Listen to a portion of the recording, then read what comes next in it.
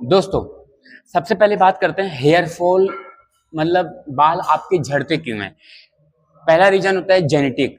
ठीक है, अगर आपके माता पिता के बाल बहुत कम हैं, झड़ रहे हैं, तो बहुत सारे बंदे जेनेटिक पे जाते हैं कि मतलब माता पिता के झड़ रहे हैं तो तुम्हारे भी झड़ेंगे। ठीक है, और दूसरा बात, माता पिता के नहीं भी हैं बाल तो भी बच्चे के बहुत घने घने बाल हैं, ये ऐसा भी होता है।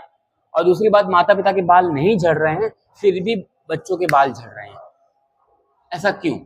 सबसे पहले हम बात करते हैं बाल झड़ते क्यों हैं और कैसे झड़ते हैं।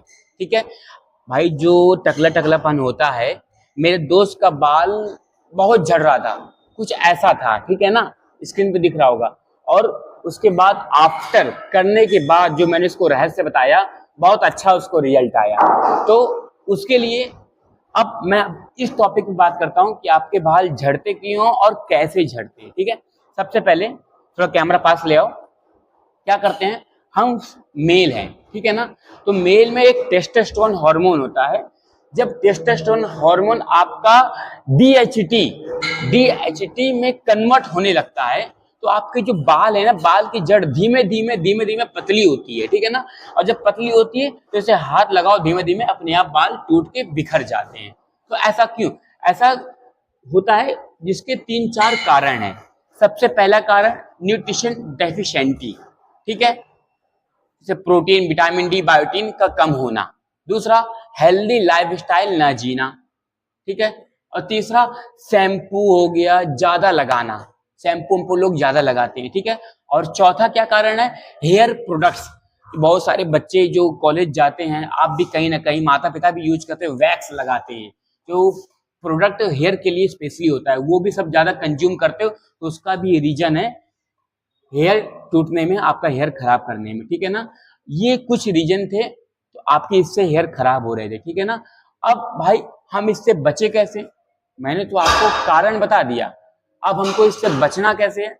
सबसे पहली बात कि आपको क्या करना है, शैम्पू, ठीक है, शैम्पू को आप हफ्ते में 1 बार लगाओ, उसमें कुछ नहीं होता है, झाग होता है सिर्फ, कुछ नहीं होता है, उसको आप शैम्पू में 1 बार लगाओ, ठीक है, हफ्ते में 1 बार उसको आप शैम्पू को कंज्यूम कर सकते हो, ठीक है। अब हम बात करते हैं दूसरा, दूसरा क्या है, ठंडा पानी या गर्म पानी। लोग जब नहाते हैं ना तो तुरंत सर पे गर्म पानी डाल देते हैं, सर पे करीब कभी भी आपको गर्म पानी नहीं डालना है। वीडियो को मैं ज्यादा लंबा नहीं खींचूंगा, मुद्दे पे बात कर रहा हूं। क्यों नहीं डालना है, क्योंकि बंजर भूमि है ना, आपने देखा होगा, गर्म पानी डाल दोगे तो उसमें कुछ उगेगा, बताओ, नहीं उगेगा ना। ठंडा पानी क्यों, थोड़ा नमी आए, थोड़ा बाल स्ट्रांग हो। तो उसी प्रकार आपको कभी भी सर पर गर्म पानी नहीं डालना है, बल्कि ठंडा पानी डालना है, ठीक है ना। हाँ, ताकि आपका जो टेस्टोस्टेरोन लेवल है, टेस्टोस्टेरोन जो हार्मोन है, वो डीएचटी में कन्वर्ट ना हो, ठीक है ना। हाँ, आपको ठंडा पानी डालना है। और उसके बाद मैं अब प्याज का रस, ठीक है, प्याज का रस क्या करता है, प्याज का आपका जो रस है ना, वो आपके हेयर को ग्रोथ नहीं करेगा, ग्रोथ का तो मैं अभी लास्ट में बताऊंगा।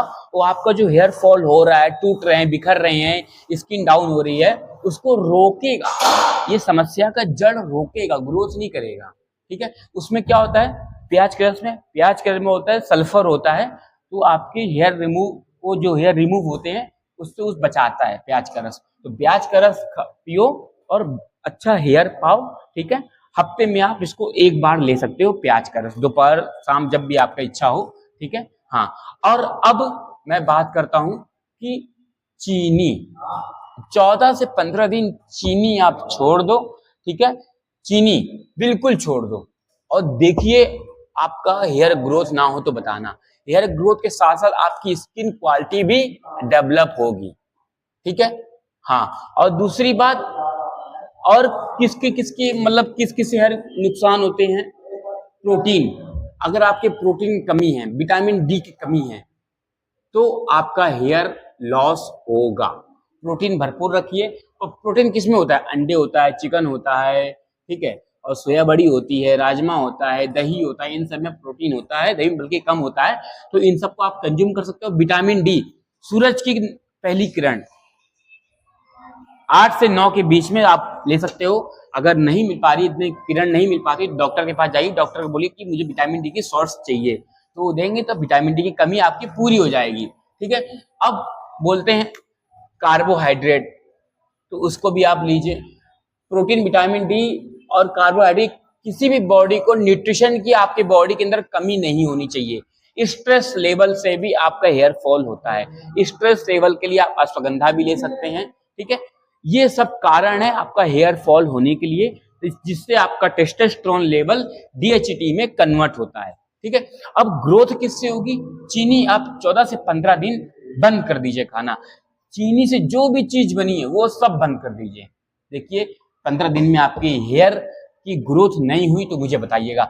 आपका हेयर जो ऐसा था, बिल्कुल सपाट था चंदा मामा की तरह, कुछ ऐसा हो जाएगा।